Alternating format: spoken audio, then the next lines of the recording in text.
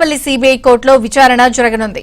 MP Avinash Reddy కోర్టుకు హాజరు కానున్నారు. న్యాయస్థానం ముందుకు విచారణకు అప్రూవర్ గా మారిన దస్తగిరి కూడా హాజరు కానున్నాడు. తెలంగాణ పోలీసుల ద్వారా భద్రత కల్పించాలని దస్తగిరి న్యాయస్థానాన్ని ఆశ్రయించనున్నట్లు సమాచారం. జ్యుడిషియల్ రిమాండ్లో ఉన్న నిందితులను పోలీసులు కోర్టు ముందు హాజరుపరచనున్నారు.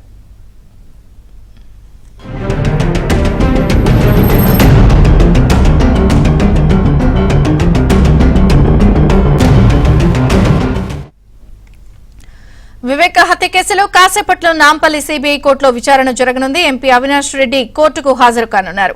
మరిన్ని వివరాలు మా ప్రతినిధి ప్రవీణ్ అడిగి తెలుసుకుందాం. ప్రవీణ్, మరికొద్దిసేపట్లోనే నాంపల్లి సిబిఐ కోర్టులో వివేక హత్య కేసుకు సంబంధించినటువంటి విచారణ కొనసాగనుంది. జ్యుడిషియల్ రిమాండ్ లో ఉన్నటువంటి నిందితుల్ని కోర్టు ముందు హాజరుపరుస్తారు. మరోవైపు ఎంపీ అవినాష్ రెడ్డితో పాటు అప్రూవర్ గా మారినటువంటి దస్తగిరి కూడా కోర్టు ముందు హాజరయ్యేటువంటి అవకాశం అయితే స్పష్టంగా కనపడుతుంది.